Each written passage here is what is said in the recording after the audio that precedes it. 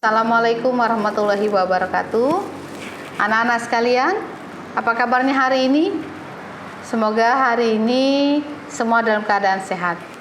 Ya, kita akan melanjutkan pembelajaran kita ke bab 2. Setelah kemarin bab 1 selesai, kita ulangan.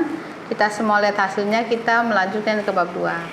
Sebelum belajar, marilah kita berdoa menurut agama dan kepercayaan kita masing-masing. Berdoa dimulai.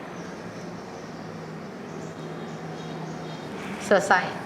Oke, kita lihat dulu apa itu pembelajaran bab 2. Ibu yakin semua masih menjaga kesehatannya ya? Ya. Kita akan belajar tentang klasifikasi makhluk hidup. Materi bab 2 termasuk materi yang cukup banyak. Oke, di sini penuh dengan hafalan, tapi tidak apa-apa, kita akan coba melihat. Klasifikasi makhluk hidup. Di sini kalian bisa baca, kita masuk ke dalam tugas K.3.2 di mana kita akan mengklasifikasikan makhluk hidup dan benda berdasarkan karakteristik yang diamati. Nanti bisa dibaca, ini indikator yang akan kita pelajari pada pertemuan pertama. Kalian bisa baca pertemuan pertama ini tujuan kita untuk apa? Tujuan kita mengklasifikasikan benda-benda, mengklasifikasikan benda yang kompleks dan sederhana, dan seterusnya. Anak-anak bisa baca, nggih? Oke, kita lanjutkan. Ini materi yang akan kita bahas. Klasifikasi benda. Yang akan kita bahas nanti benda hidup dan benda tak hidup. Di SD pernah mendengar apa itu benda hidup? Benda yang dikatakan biotik dan benda yang tak hidup dikatakan abiotik. Di sini Ibu udah buat catranya. Benda hidup ada berapa? Ada 4 cabang. Kemudian benda tak hidup ada 1 cabang. Nanti kita akan pelajari ya berikutnya. Ya, yang pertama tadi dari catra pertama benda hidup biotik. Hal yang pertama harus kita ketahui adalah ciri dari setiap benda. Waktu bab pertama, Ibu meminta kalian mengamati sekitar lingkungan dan menyebutkan ciri benda tersebut. Ya, ini. Ciri-ciri makhluk hidup ada 8. Waktu di SD, kalian diminta menyebutkan, Ibu ingat betul, hanya menyebutkan 6. Nah, di SMP ada 8. Atau bisa ditambah yang lainnya. Tetapi ciri khususnya ada 8. Yang pertama, bernapas atau respirasi. Yang kedua, bergerak. Yang ketiga, peka terhadap rangsang atau bahasa biologinya iritabilitas. Ada juga yang menyebutkannya iritabilitas. Kemudian yang keempat, makan atau nutrisi. Yang kelima, mengeluarkan zat sisa atau ekresi. Yang keenam, tumbuh dan berkembang. Yang ketujuh, berkembang biak atau reproduksi. Yang kedelapan, regulasi. Nah, yang regulasi ini ciri baru ya bagi kelas 7. Kita lihat. Klasifikasi. Apa itu klasifikasi? Klasifikasi itu adalah suatu cara memilah-milah dan mengelompokkan makhluk hidup. Tujuannya apa? Tujuannya untuk mempermudah kita mengenal dan membandingkan, mempelajari makhluk hidup. Kita tahu makhluk hidup di bumi ini beribu-ribu. Jadi kalau tidak kita golongkan, maka kita akan kesulitan untuk memahami, mengetahui dan menelitinya. Adapun ilmu yang mempelajari tentang klasifikasi makhluk hidup itu disebut taksonomi. Siapa pelopornya? Pertama kali yang mempelopori tentang pengelompokan makhluk hidup ini yaitu Bapak Carolus Linnaeus. Ya, ini gambarnya biar kalian kenal. Bapak Carolus Linnaeus. Berikutnya, di dalam mengetahui makhluk hidup ada istilah tata nama ganda. Di sini bahasanya adalah binomial nomenklatur. Ya, bagaimana ini dan apa ini kita lihat. Tadi sudah Ibu kasih tahu pertama, Bapak taksonomi kita adalah Carolus Linnaeus. Dia adalah orang Swedia yang meneliti tentang cara penamaan organisme berdasarkan taksonomi modern. Mereka menemukan dalam penelitiannya yaitu sistem binomial nomenklatur atau bahasa Indonesianya sistem tata nama ganda.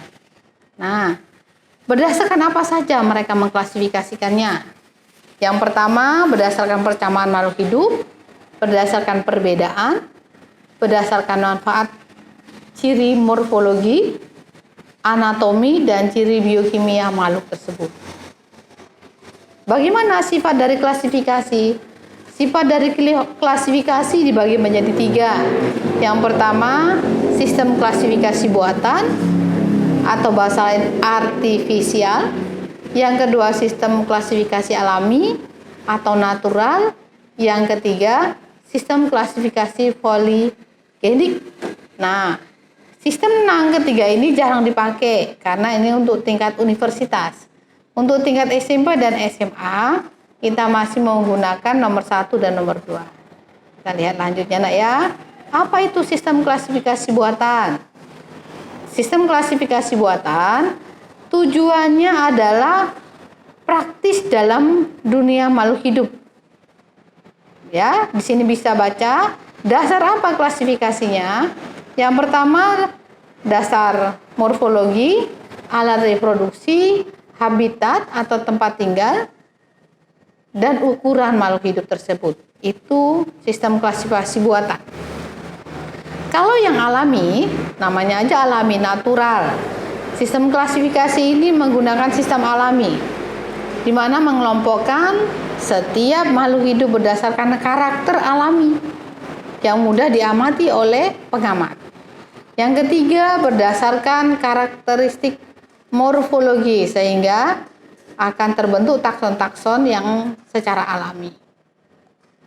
Klasifikasi alami waktu di SD udah pernah.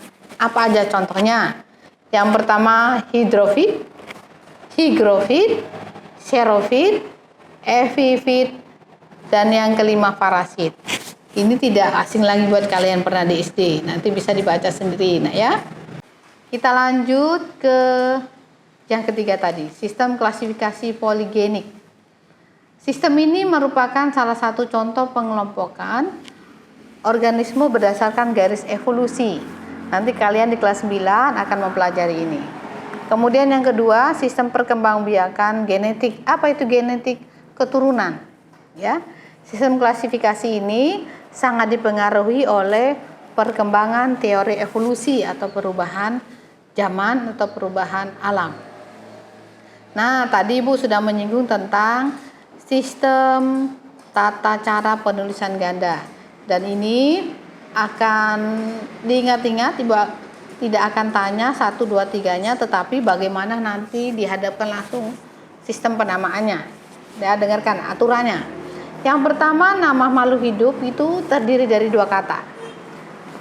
Terdiri dari 2 kata, di mana kata pertama menunjukkan genus, kata kedua menunjukkan spesies. Huruf pertama ini harus dibuat huruf kapital, yang seterusnya dibuat dengan huruf kecil. Yang ketiga, penulisannya biasanya dicetak miring atau di garis terpisah. Bu, apakah boleh keduanya, dicetak miring terus di garis terpisah? Secara aturan kimia tidak boleh. Yang pertama dicetak miring atau dia tegak di garis terpisah. Oke, ingat-ingat ya. Yang kemudian selanjutnya, contoh nih, Ibu kasih contoh. Nama jagung bahasa ilmiahnya zeamai. Nih, zeamai ditulis miring, Z-nya huruf besar, kemudian seterusnya huruf kecil. Kata pertama dan kedua harus dipisah. Ketika kita mau menggunakan garis bawah, lihat, tetap pertama garis besar, tetapi dia tidak garis miring. Oke ya, paham di sini? Kata pertama dia menunjukkan genus, kata kedua menunjukkan spesies. Melinjo, contohnya ini, padi, Oryza sativa, harimau, Felis tigris, kemudian kacang tanah, Lumbertus teretis. Bu, tadi Ibu mengatakan ada genus dan ada spesies. Apa itu, Bu? Kita lihat di sini. Di sini ada urutan kelompok yang disebut takson. Berdasarkan Carolus Linnaeus, makhluk hidup itu ada dua. Katanya golongan animalia atau itu hewan, kemudian golongan plantae atau tumbuhan. Ini susunannya. Dan ini tidak boleh terbalik-balik, harus berurut. Yang pertama yang dikatakan kingdom atau kerajaan. Yang kedua phylum untuk hewan, untuk animalia, dan yang divisio dipakai untuk tumbuhan. Yang ketiga kelas, keempat ordo, famili, genus, spesies. Perhatikan anak-anak, semakin ke bawah ini menunjukkan kalau tahta dari makhluk hidup itu semakin rendah. Dalam bahasa taksonomi, semakin ke bawah mereka semakin banyak kesamaan. Kalau ada soal, sebutkan susunan taksonomi dari tinggi ke rendah. Berarti kalian menyebutkannya dari kingdom, phylum, dan seterusnya. Tapi kalau soalnya di ibu balik, sebutkan susunan taksonomi dari rendah ke tinggi. Berarti spesies, genus, famili, ordo, dan seterusnya sampai kingdom. Paham ya? Oke. Ini lihat. Ini ada tabel yang jelas membandingkan. Perhatikan setiap perbandingan, ada soal perbandingan buat dalam bentuk tabel. Ini contohnya. Ini animalia, ini plantae. Lihat di mana mereka berbeda. Di atas yang jelas sama, kingdom. Urutan kedua berbeda. Ketiga, keempat, kelima, keenam, ketujuh sama. Ini ada bahasa Latin, yang ini bahasa Indonesia. Kalau ibu bilang genus, apa genus? Berarti marga. Familia berarti suku, ordo, bangsa, dan seterusnya. Oke, lanjut. Nah, kunci determinan. Apa tadi Bu kunci determinan? Di sini. Kunci determinan itu uraian keterangan tentang ciri-ciri makhluk hidup. Dan ini selalu masuk di ujian nasional. Ya, kita lihat bagaimana caranya. Nih. Ini kunci determinan. Coba ya Ibu pelan-pelan. Kalau ibu tanya tentang, ini ada dua tampilan, ini dalam bentuk catra dan ini dalam bentuk urutan tabel ke bawah. Kalau ibu bilang apa kunci determinannya melinjo, bayangkan dulu melinjo. Melinjo tumbuhan berspora tidak? Lihat di urutan pertama. Oh, melinjo tidak berspora, berarti kamu pilih 1B. Ya, pertama 1B. Melinjo tumbuhan berbatang jelas atau tidak jelas? Oh, jelas, berarti pilih yang kedua 2A. Kemudian jelas nomor 3 kita pilih 3B. Yang keempat melinjo berkeping 1 atau berkeping 2. Di sini dia pilih 4B karena melinjo tidak bisa dibelah. Kemudian dia berbunga apa? Bunga trompet atau terung-terungan. Dia bunganya berbentuk kupu-kupu. Berarti ibu ulangi, urutan dari tanaman melinjo, susunan determinannya apa tadi? 1A, 2A, 3B, 4B, 5A. Oke ya. Nanti ibu jelaskan ketika kita latihan lagi. Oke, tadi berdasarkan Carolus Linnaeus. Ternyata ada ahli kedua. Ahli kedua dikenal dengan nama Robert R. H. Whittaker. Kata R. H. Whittaker, makhluk di bumi ini dibagi menjadi 5. Apa saja?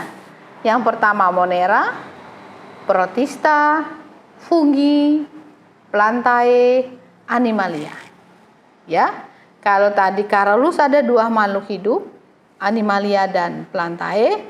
Kalau Robert ada 5, Monera, Protista, Fungi, Plantae, dan Animalia. Nah, di sini Ibu sudah tampilkan. Yang pertama Monera, ciri-cirinya Anda bisa baca, bersifat uniseluler atau memiliki sel. Ya, kemudian dia bersifat prokaryotik. Apa prokaryotik artinya? Tidak memiliki membran inti. Contohnya ada 2 makhluk, bakteri dan alga biru. Ini Ibu tampilkan gambarnya. Ini beberapa bakteri bisa dilihat. Kemudian ini beberapa alga, ya, lihat di situ, amati nanti nama-namanya. Ini masih tergolong dalam alga, ya. Yang kedua protista. Protista termasuk yang sel prokariotik. Tadi kita sudah tahu memiliki membran inti. Dia umumnya protista ada di hewan, ya. Umumnya memiliki sifat antara hewan dan tumbuhan. Awas, sifatnya antara hewan dan tumbuhan. Kelompok ini terdiri dari protozoa, ganggang, dan jamur. Protozoa, ganggang, dan jamur. Protozoa dibagi menjadi 4 kelas. Nah, yang pertama Rhizopoda yang dikatakan berkaki semu, Ciliata berambut getar, kemudian Flagellata berbulu cambuk, protozoa hewan berspora. Ini Ibu tampilkan gambarnya. Ini yang protista. Ya, ini Paramecium, Amoeba, Euglena. Ini contoh makhluk protista. Oke, kita selesaikan dulu. Kemudian fungi. Fungi bahasa sederhananya apa, Bu? Jamur. Jamur ini hidup secara saprofit. Dia menguraikan makhluk hidup, ya. Di sini yang dia uraikan ini bisa makhluk hidup yang masih hidup dan makhluk yang tidak. Dia memiliki ciri yang pertama, selnya eukariotik. Kalau tadi prokariotik, kalau jamur eukariotik. Dia bersel satu, dia tidak berklorofil. Dia tidak bisa menghasilkan makanan sendiri. Makanya nanti jamur bersifat heterotrof, ya. Dia heterotrof itu apa? Menyerap makanan dari makhluk hidup lain. Itu tentang jamur. Nah, kelompok jamur ada 4, ada 5. Nanti Anda bisa baca, ya. Rhizopus-oryzae, Penicillium, Saccharomyces, jamur lendir, jamur air, ya. Ada 2 jamur ini yang sifatnya tidak parasit. Ketika jamur ini parasit, perhatikan. Kelima jamur ini Ibu ambil contoh yang sering masuk di ujian nasional. Ini contoh-contohnya, Anda bisa lihat gambarnya, ya. Nah, begitu indahnya jamur ini. Kemudian ini juga masih contoh jamur, ya. Ini udah makhluk yang ketiga, plantae. Masih ya? Semua dipahami? Ibu masuk ke makhluk yang ketiga, yaitu plantae tumbuhan. Ciri-cirinya itu kita udah tahu, dia eukariotik. Tubuhnya terdiri dari banyak sel, memiliki kloroflas. Kalau dia punya kloroflas berarti klorofil. Apa itu kloroflas, Bu? Kloroflas itu pembungkus klorofil. Enak ya? Ya. Plantae berdasarkan Robert Whittaker dibagi menjadi 4. Tumbuhan lumut, paku-pakuan, tumbuhan berbiji terbuka, dan berbiji tertutup. Oke, kita lihat ini udah Ibu buatkan. Di buku paket Anda juga ada ini skemanya, ya. Ibu bantu supaya mengingat saja. Kemudian kelompok tumbuhan plantae dibagi menjadi 4 divisio. Sudah tadi, lumut, paku-pakuan, tumbuhan berbiji, dan ganggang. Bahasa Latinnya diingat, ya. Nanti akan muncul lumut Bryophyta, paku itu Pteridophyta, tumbuhan berbiji Spermatophyta, tumbuhan ganggang Talophyta. Nah, tadi kita bisa lihat tumbuhan dibagi 2, tumbuhan berpembuluh dan tidak berpembuluh, ya. Anda bisa baca. Ini ciri-ciri tumbuhan berpembuluh. Kemudian ciri-ciri dari lumut bisa dibaca, ya. Lumut dibedakan menjadi 3. Tadi pertama udah Ibu katakan, ini cirinya. Bisa dibaca untuk mempermudah kalian. Ya, ini pergiliran keturunan dari lumut, ya, nah. Pergiliran keturunan dari lumut. Ini diperhatikan, Ibu bacakan supaya ingat. Yang pertama spora, kemudian menjadi protonema, kemudian tumbuhan lumut. Tumbuhan lumut itu ada 2 cabang. Yang pertama Antheridium, ini alat kelamin jantan. Archegonium, alat kelamin betina. Ya, Antheridium menghasilkan sperma, Archegonium menghasilkan ovum, ketemu menjadi zigot, kemudian berkembang menjadi sporogonium, diperhatikan ini, kemudian sporangium, proses terakhir adalah spora, kembali menjadi induk utama dan seterusnya. Oke ya nak, lanjut Ibu, ini gambar dari lumut, bisa dibaca yang ini lumut hati, lumut daun, dan lumut tanduk. Ini gambar lumut juga, perhatikan.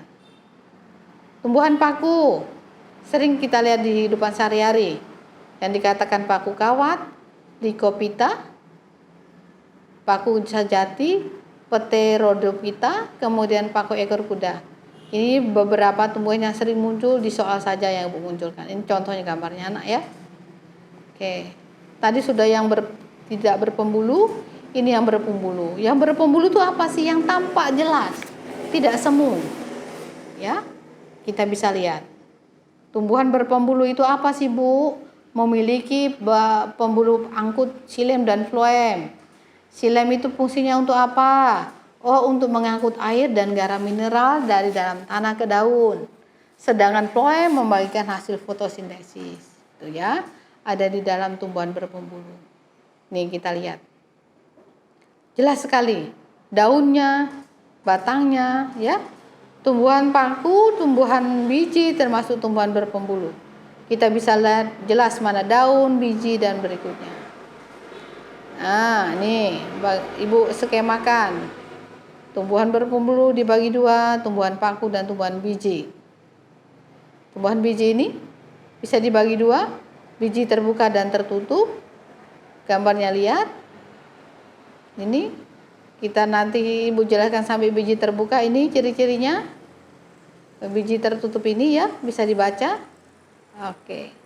Monokotil dan dikotil, kita sampai tumbuhan dulu, baru nanti minggu berikutnya kita ke hewan. Karena kalau Ibu lanjutkan ke hewan, materinya kebanyakan, kalian bingung. Ini perbedaan ciri tumbuhan dikotil dan monokotil di SD udah pernah. Hanya belum spesifikasi, ya. Nah, ada yang ditanyakan? Kita akan lanjutkan dengan pertanyaan. Silakan lihat slide Ibu yang belum paham. Nanti bisa di-copy. Kita lanjutkan, kita mengerjakan LKPD. Sekian dan terima kasih. Wassalamualaikum warahmatullahi wabarakatuh.